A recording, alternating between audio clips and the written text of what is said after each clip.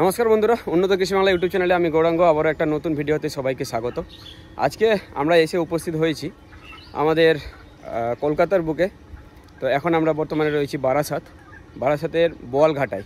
তো এখানে একজন দাদা, তিনি কিন্তু করছেন এই মাচা ফার্মে মুরগি চাষ। তো কতদিন ধরে করছেন এবং কিভাবে করছেন, এক কথায় মাচা ফার্ম যে প্রসেসটা যে সাকসেস, সেটা কিন্তু আমরা অনেকেই সেটার উপরে বিশ্বাস্ত হতে পারছি না। কারণ আমরা এরকম অনেক ফার্ম দেখেছি বা এরকম অনেক ফার্মাররা রয়েছেন যিনারা এই মাচা ফার্ম 1 থেকে 2টা লট, খুব বেশি 5টা লট করে কিন্তু তিনারা ভেঙে দিচ্ছেন। তো এর একটা বিশেষ কারণ, সেটা হচ্ছে যে বিড ম্যানেজমেন্ট করা বা ফার্মটাকে যে পায়খানাটাকে ম্যানেজমেন্ট করতে হবে, সেটাই কিন্তু একটা মেন প্রবলেম এখানকার।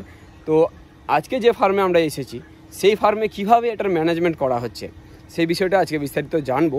আর যিনি করছেন উনি কিন্তু এই মাচা ফার্মটিকে ভালো বলছেন বা এই প্রসেসটিকে তিনি ভালো বলছেন। তো কেন ভালো বলছেন সেই বিষয়টাও জানবো। আজকে কিন্তু এখানে পাখি যেগুলো রয়েছে, সেই পাখির বয়স কিন্তু হয়েছে 35 দিন, এক কথায় শেষের দিকে চলে এসছে। কীরকম পাখি রয়েছে এই গরমে বিশেষ করে, সেই বিষয়টাও বিস্তারিত আলোচনা করব এই ফার্মে গিয়ে, এবং এই ফার্মের যিনি ওনার, ওনার সাথেও আমরা কথা বলে বিস্তারিত জানবো আজকের এই ভিডিওতে। অবশ্যই আমাদের এই চ্যানেলে প্রথমবার হলে চ্যানেলটিকে সাবস্ক্রাইব করবেন এবং পাশের বেল আইকনে ক্লিক করে দেবেন, তাহলে যখন আমরা ভিডিও আপলোড করবো আপনারা সরাসরি পেয়ে যাবেন। তো চলুন যাওয়া যাক ফার্মের ভিতরে এবং দাদার সাথে কথা বলে জানি এই ফার্মের সমস্ত কিছু।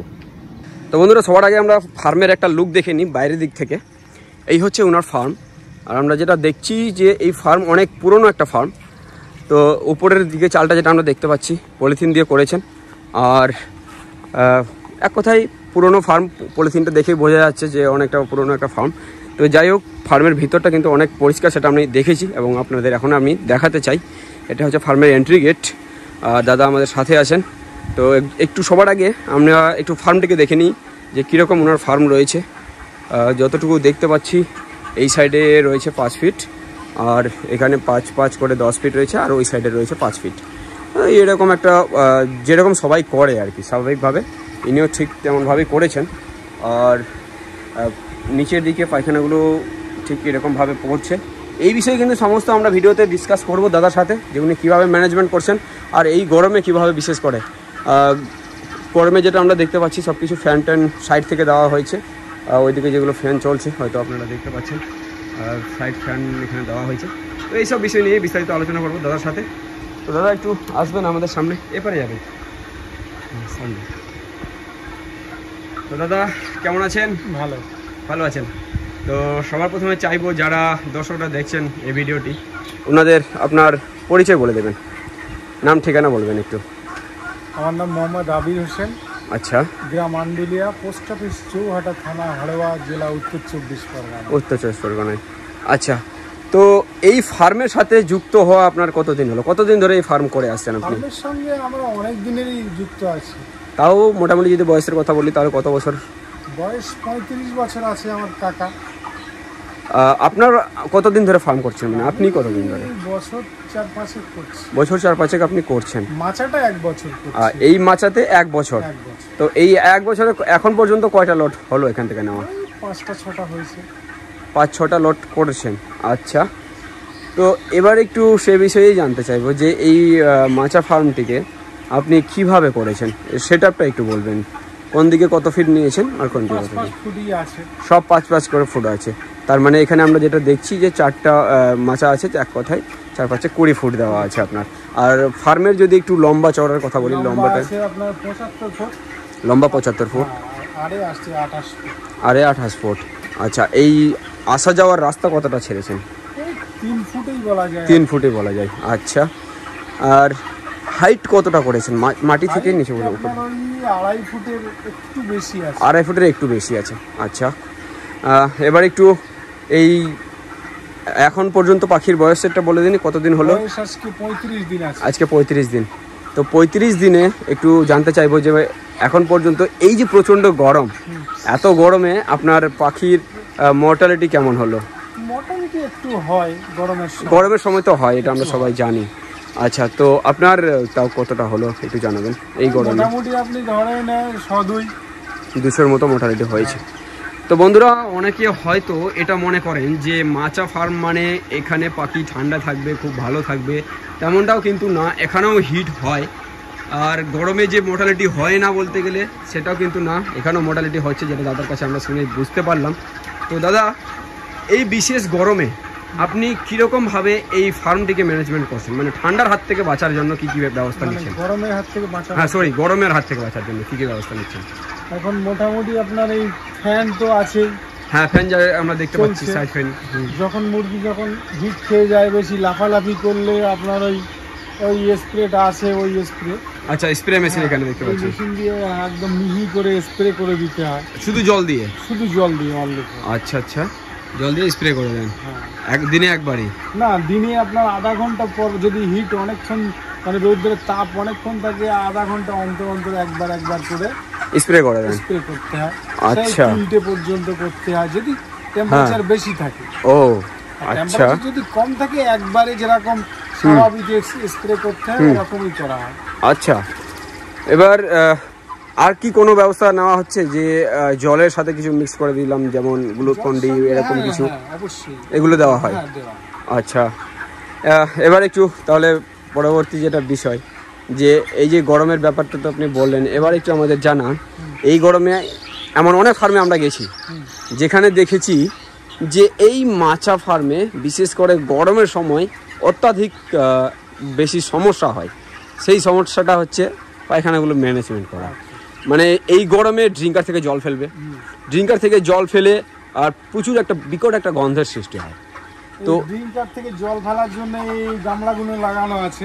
আচ্ছা, আপনার এখানে যে গামলার সিস্টেমটা দেখছি, তো এই গামলার সিস্টেমটা একটু জানাবেন কিরকম ভাবে এটা কাজ করে? এখান থেকে কি করে জল পড়ার কোনো মতেই জল ওরা নিচে ফেলতেই পারে না, জল নিচে ফেলতে পারে না।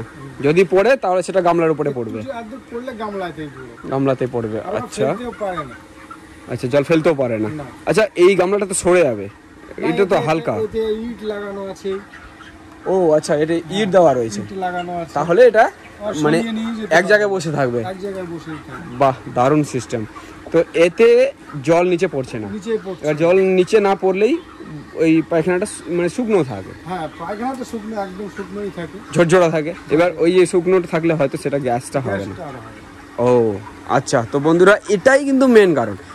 আমি যতটুকু জানি বা যতটুকু আজ পর্যন্ত ফার্মে ঘুরে যা বুঝলাম, তো তাতে করে আমি দাদার কাছে একটু জানতে চাইবো। যদি দাদা, আমি যতটুকু বুঝলাম যে আমার কথা অনুযায়ী যদি আমরা যে কোনো মতে যদি বিটটাকে পায়খানাটাকে যদি আমরা শুকনো রাখতে পারি, আমার মনে হয় তাতেই কোনো সমস্যা নেই, কোনো সমস্যা হবে না। ওটাই একমাত্র কারণ, বিটটাকে শুকনো রাখতে হবে। আর এতে মানে আপনার পোকা হতে দিলে হবে না, আর শুকনো থাকলে আশা করি পোকাও হবে না। আচ্ছা, হতে দিলে হয় না, তার জন্য মেডিসিন ইউজ করতে হবে আপনার। পোকা যাতে ওতে না জন্মায়, পোকা জন্মালে একটু রস পেলে ওরা এই পায়খানাটাকে চষে দেয়, দিয়ে নোংরা করে ফেলে। ওতে রসটাকে আর উঠতেও দেয় না, মাটিতে টানতেও দেয় না, পড়তেও দেয় না। আচ্ছা আচ্ছা, নিচে থেকে নিচে পড়তেও দেবে না, ওটা ওরা ওই পায়খানার সঙ্গেই আটকে রাখে। এবার একটু আমাদের জানাবেন, এই সাইডে দেখছি যে একটা নেট বিছানো রয়েছে। হ্যাঁ, এই নেটের উপরে পায়খানাগুলো পড়ছে, তো এই নেটটা বেচার কি কারণ? নেটটা বিছানোর কারণ হচ্ছে এটা একটু যখন বার করি তখন একটু সুবিধা হয়, টুক করে ধরে বের করার সুবিধা হয়। আচ্ছা, আর এপারে যেটা দেখছি এপারে এটা উপরে টাঙানো রয়েছে, যেহেতু আপনার মিডিলে আছে, এই মাছাটা পুরো সম্পূর্ণ মিডিলে আছে। আচ্ছা, যদি এই মাছাগুলো একটু গ্যাস হয় তাহলে পুরো মানে আমার ফার্মের পাখিটাই গ্যাস খেয়ে যাবে। ঠিক, তার কারণে এটা আপনার এই প্রায় 1 ফুট উঁচুতে আছে। যদিও বাই চান্স জল ফেলে তাহলে আপনার ওই জল মানে ওই নেট থেকে গলে নিচে পড়ে যাবে। আচ্ছা, লিটারটা শুকনোই থাকবে। আচ্ছা, এবার একটু বলবেন আপনি এখানে কতদিন পর পর এই লিটারটাকে পরিষ্কার করেন? আমি এই লডে একবার পরিষ্কার করা উচিত, মাঝখানে আর কি উচিত। আচ্ছা, করলে ভালো হয় আর কি। তো আমি এই লডে এখনো পরিষ্কার করিনি। আজকে 35 দিন বয়স হয়ে গেল মুরগি। মানে মুরগির 35 দিন বয়স। আর এখানে কতদিন নিয়ে এসেছেন? এখানে এনেছি 14 দিন, 12-13 দিনের বয়সে, 12-13 দিন বয়স। তো তাহলে প্রায় 22-23 দিন হয়ে গেল আপনার মাচাতে, একবারও পরিষ্কার করেননি। তো বন্ধুরা, এরকমটা কিন্তু আমি অনেক কম দেখেছি। এমন এমন ফার্মে গেছি যেখানে রেগুলার পরিষ্কার করা হয় তবুও কিন্তু মেনটেন করতে পারে না। আপনি দেখছি দুর্গন্ধ বেশি। আর আপনার এখানে ফার্মে ঢুকে আমরা যেটা দেখছি বা অনুভব করছি, সত্যি গ্যাসের কিন্তু তেমন কোনো ব্যাপার নেই, গ্যাস তো একটু থাকবে, ফার্মে তো একটু গ্যাস হয়, হ্যাঁ, কিন্তু সে তুলনায় অনেক কম আপনার এখানে গ্যাস, মানে গ্যাস খাওয়ার কোনো চান্স নেই। আচ্ছা, তো এটা কিন্তু মেন কারণ, যতটা আমরা দাদার সাথে আলোচনা করে জানলাম বিষয়টা, যে পায়খানাটাকে এরকমভাবে মেনটেন করতে হবে, আর ইনি কিন্তু এরকমভাবে করছেন এবং ভালো মতো করছেন, অসুবিধা হচ্ছে না কিছু।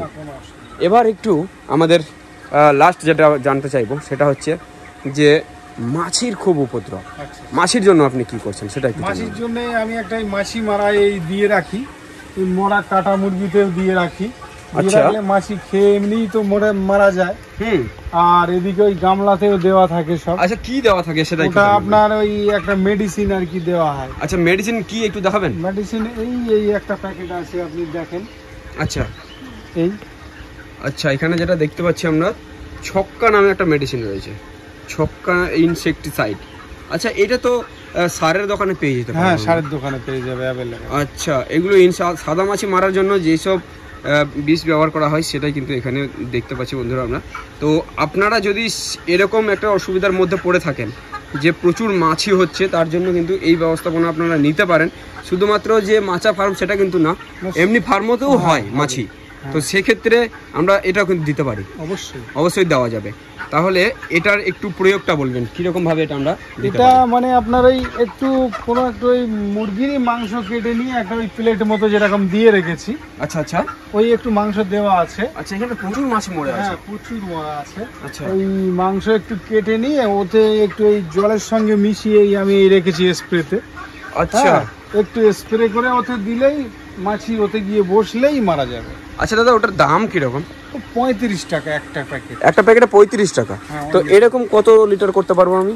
মানে আপনি একটা প্যাকেটে আপনার 10-12 লিটার হয়ে যাবে। মানে আপনার দুটো যদি প্যাকেট হয়, মানে 70 টাকা যদি দুটো প্যাকেট হয়ে যায়, তা আপনার একটা লট উঠে যাবে। আচ্ছা, তাহলে বন্ধুরা বেশিটা কিন্তু খরচও না এতে, আমরা যতটুকু মনে করছি খরচও কিন্তু খুব বেশি আসে না 70 টাকায় মোটামুটি। এতে এই যে মোড়া মাছিগুলো আছে, এই মোড়া মাছিগুলো যদি মুরগিতে খায় বা কিছু ধরনের ফিডে পড়লো, তাহলে কি কোনো সমস্যা নেই? না, এতে কোনো সমস্যা নেই। এতে মানে আপনার হাড়ওয়ালা যাদের হাড় আছে তারা মরবে না। যাদের হাড় আছে, যেসব প্রাণীর হাড় আছে তারা মরবে না। আচ্ছা, তো এটাও কিন্তু খুবই একটা সুবিধা এক কথায়। এই যে মাছা ফার্মে তো মাছি হয়, এমনি সাধারণ ফার্মেও কিন্তু মাছি প্রচুর হয়, তো সেক্ষেত্রে আপনারা এই কাজটা করতে পারেন। তো এই বিষয়গুলো জানলাম, আর আমার মনে হয় না যে মাছা ফার্মে খুব বেশি অসুবিধা। মাছা ফার্ম একটা সাকসেসফুল প্রসেস। আপনি কি মনে করেন? মাছা ফার্ম সাকসেস? মাছা ফার্মে কাজ করা যাবে, কাজ করা যায়, এবং এতে মুরগির ওজনও ভালো হয়। ওজন আপনারা বেশি দিচ্ছে? অবশ্যই 200 গ্রাম। 200 গ্রাম বেশি পাচ্ছেন আপনি পার পিসে? হ্যাঁ, পার পিসে 200 গ্রাম বেশি পাচ্ছেন। আচ্ছা, এই যে আজ পর্যন্ত 4টা লট করলেন আপনি, প্রতিটা লটে কি সেম হয়েছে? সেম বলতে সেম ওজনের কথা বলছি না, মানে ডিফারেন্স। আপনার তো দেখছি সাইডে একটা লিটার আছে, হ্যাঁ, তো এই ডিফারেন্স হয় না? আচ্ছা, এবার একটু বলবেন যে জল খাওয়ার এগুলো কি ঠিক মতো নেয়, ইনটেক করে ঠিক মতো? আমি তো যতটা দেখেছি আমার এতে 1500 বাকি আছে, ওটাই 1300 বাকি আছে। আচ্ছা, ওটাই ধরো আমি 3 বস্তা ফিড ঢালছি। হ্যাঁ, ওটার ফিড 3 বস্তা, এতে 2.5 বস্তা ঢালছি। আচ্ছা, তো আপনার প্রায় দেখছি এতে ফিড আর ওর বেশি ঢালছি, ওটা মুরগি 300 পিস কম আছে, ওর ফিডটা শেষ হয়ে যাচ্ছে, কিন্তু এতে ফিডটা থেকে যায়। আচ্ছা, কম বেশি থেকে যায়। তার মানে আপনি কি মনে করেন এখানে তাহলে ফিড কম খায়? কম খায়, ফিড কিন্তু বেশি দেয়। মানে অ্যাকচুয়ালি আমি যেটা ভাবছি দেখছি, মানে এতে মুরগি চলাফেরা কম করে, বেশিরভাগ সময় বসে থাকে। হ্যাঁ, এরা প্রয়োজন ছাড়া চলাফেরা করে না। আচ্ছা, আর আমি ওটাই যদি চলাফেরাটা কম করে তাহলে হয়তো বডির চর্বিটা কম কাটবে, সেক্ষেত্রে হয়তো বডি ওয়েটটা সেদিক থেকে বেড়ে যেতে পারে। আচ্ছা, আর তাছাড়াও এই মুরগির তো আমি যতটুকু দেখেছি যে ডিমান্ড বেশি মার্কেটে, এই সহজে নিতে চাই, পরিষ্কার পরিচ্ছন্ন বেশি থাকে, সহজে নিতে চাই। আচ্ছা, তো আমরা অনেক কিছুই জানলাম, আশা করি আপনারাও উপকৃত হয়েছেন এই ভিডিওর মাধ্যমে। তো সেক্ষেত্রে একটু দাদা আপনাকে অনেক ধন্যবাদ, অনেক খুব সুন্দর জানকারি আমাদের এই ফার্মের সম্বন্ধে দিলেন। তো আশা রাখবো আগামী দিনে আরও ভালো করবেন এই ফার্মের দিক থেকে, আর এই লটেও আশা রাখবো যে ভালো একটা রেজাল্ট হবে। আর এক কথা, ওয়েদারের কথা তো বলা যায় না কখন কি হবে, অতিরিক্ত গরম দিয়ে দিলে তো কখন কি হবে বলা যায় না। তবে আশা রাখবো এই প্রায় তো রেডি মাল, আপনার তো রেডির দিকে 4-5 দিন থাকবে, সেক্ষেত্রে আশা রাখবো যে ভালো একটা রেজাল্ট হবে। তো অনেক অনেক ধন্যবাদ। দেখা হচ্ছে আবার একটা, যদি আবার কোনো দিনও আসি আবার আসবো, আশা রাখবো এখানে এসে ভিডিও করে যাওয়ার। তো অনেক ধন্যবাদ। তো বন্ধুরা আমরা দেখলাম এই ফার্মের বিষয়ে। তো চলুন দেখা হচ্ছে আবার একটা পরবর্তী নতুন ভিডিওর সাথে। ভালো থাকবেন, সুস্থ থাকবেন। আর যারা চ্যানেলটিকে এখনও সাবস্ক্রাইব করেননি অবশ্যই চ্যানেলটিকে সাবস্ক্রাইব করে সাথে থাকবেন। যারা ফার্মের সাথে যুক্ত রয়েছে তাদের কাছে ভিডিওগুলো শেয়ার করুন, তাহলে তারাও এই বিষয়ে অনেক কিছু জানকারি পাবে, অনেক কিছু নলেজ পাবে। তাতে কি হবে যে সবাই লাভবান হবে এক কথায়। তো চলুন দেখা হচ্ছে নতুন ভিডিওর সাথে। ভালো থাকবেন, সুস্থ থাকবেন। ধন্যবাদ।